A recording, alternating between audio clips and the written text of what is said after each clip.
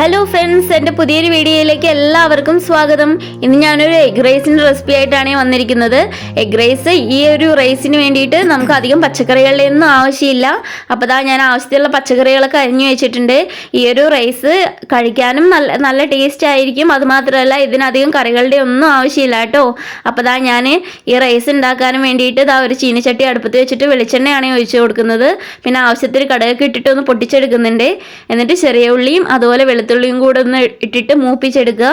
എന്നിട്ട് എന്ത് ചെയ്യാന്ന് വെച്ച് കഴിഞ്ഞാൽ ഒരു 2 അല്ലി കറിവേപ്പിലയും കൂടി ഇട്ട് കൊടുക്കുന്നുണ്ട്, ഒരു നല്ല ഫ്ലേവറിനൊക്കെ വേണ്ടിയിട്ടാണ്.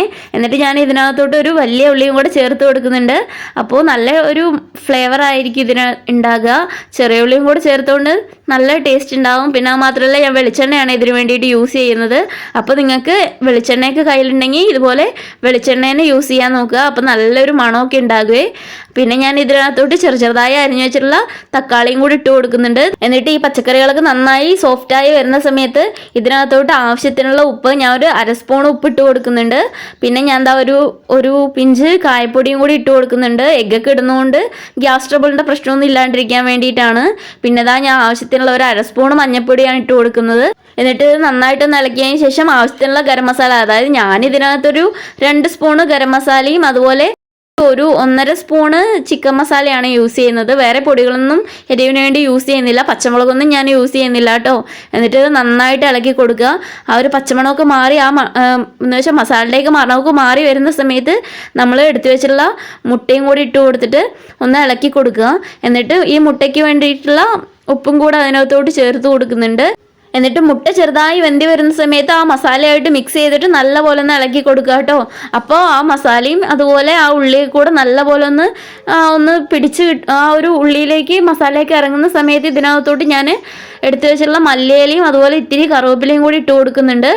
പിന്നെ ഞാനത് ചോറ് നേരത്തെ ഓൾറെഡി ഉണ്ടാക്കി വെച്ചിട്ടുണ്ട്. ഇത് ഞാൻ മട്ടേരിയാണ് കേട്ടോ, വടിമട്ടയാണ് യൂസ് ചെയ്തിരിക്കുന്നത്. നല്ലപോലെ സോഫ്റ്റായി വെന്ത് വന്നിട്ടുണ്ട്.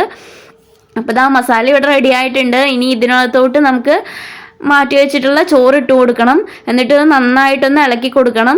ഈ ഒരു സമയത്ത് നിങ്ങൾക്ക് നന്നായിട്ട് ഇളക്കിയതിന് ശേഷം ഈ ചോറിനും കൂടെ വേണ്ടിയിട്ടുള്ള ഉപ്പും കൂടി ഇട്ട് കൊടുക്കുക. ഞാനത് ഓൾറെഡി ഇട്ട് കൊടുത്തുകൊണ്ട് എന്താ വെച്ചാൽ അടിയിൽ ഞാൻ ഒരു പൊട്ട് കൂടെ ചേർത്തിട്ടുണ്ടായിരുന്നു. അപ്പോൾ ഇനി ഞാൻ ഇട്ട് കൊടുക്കുന്നില്ല. അപ്പോൾ നിങ്ങൾ എന്ത് ചെയ്യുകയെന്ന് വെച്ച് കഴിഞ്ഞാൽ നന്നായിട്ട് ഇത് മിക്സ് ചെയ്തിട്ട് ഉപ്പൊക്കെ കറക്റ്റാണോ നോക്കിയിട്ട് ഒന്നും കൂടെ ഉപ്പ് മാത്രം ചേർത്ത് കൊടുക്കുക. ഈ ഒരു റൈസിന് നല്ല മണമാണ് കേട്ടോ. അപ്പോൾ മോന് എൻ്റെ അടുക്കളയിലോട്ട് വന്നതാണ്, എന്താണ് അമ്മ ഇന്ന് സ്പെഷ്യലായിട്ട് ഉണ്ടാക്കുന്നതെന്ന് അറിയാനും വേണ്ടിയിട്ട്. അപ്പോൾ അവന് ഭയങ്കര ഇഷ്ടമാണ് ഇങ്ങനെയൊക്കെ റൈസിൽ ഇങ്ങനെ സ്പെഷ്യലായിട്ടൊക്കെ ഉണ്ടാക്കി കൊടുക്കുമ്പോൾ അവന് ഭയങ്കര ഇഷ്ടമാണ്. അപ്പോൾ നിങ്ങളും ഇതുപോലെ കുഞ്ഞുങ്ങൾക്ക് സ്പെഷ്യലായിട്ടൊക്കെ ഉണ്ടാക്കി കൊടുക്കുക. കാരണം അവർക്ക് ലീവൊക്കെ സ്റ്റാർട്ട് ചെയ്തു, വെക്കേഷനൊക്കെ സ്റ്റാർട്ട് ചെയ്ത് വീട്ടിലിരിക്കുമ്പം ഇങ്ങനെ സ്പെഷ്യലായിട്ടൊക്കെ എന്തെങ്കിലുമൊക്കെ ഉണ്ടാക്കി കൊടുത്തു കഴിഞ്ഞാൽ കുഞ്ഞുങ്ങൾക്ക് ഭയങ്കര ഇഷ്ടമാവും കേട്ടോ. അപ്പോൾ മോന് മണമൊക്കെ പിടിച്ചിട്ട് അടുക്കളയിൽ വന്ന് നിൽക്കുകയാണ്. അപ്പോൾ എൻ്റെ റൈസ് ഇവിടെ റെഡി ആയിട്ടുണ്ട്. ഇനി ഇതൊന്ന് സെർവ് ചെയ്താൽ മാത്രം മതി. സെർവ് ചെയ്യുമ്പോഴും നമ്മൾ ഇതുപോലെ എന്തെങ്കിലുമൊക്കെ സ്പെഷ്യലായി ചെറുതായി ഡെക്കറേറ്റ് ഒക്കെ ചെയ്തിട്ട് കൊടുക്കുവാണെങ്കിൽ മക്കൾക്ക് ഭയങ്കര ഇഷ്ടമാവും കേട്ടോ. അപ്പോൾ ഇന്നത്തെ എൻ്റെ വീഡിയോ നിങ്ങൾക്ക് എല്ലാവർക്കും ഇഷ്ടമായിട്ടുണ്ടാവുമെന്ന് വിചാരിക്കുന്നു. ഈ ഒരു റെസിപ്പി നിങ്ങൾ എല്ലാവരും ചെയ്ത് നോക്കണം.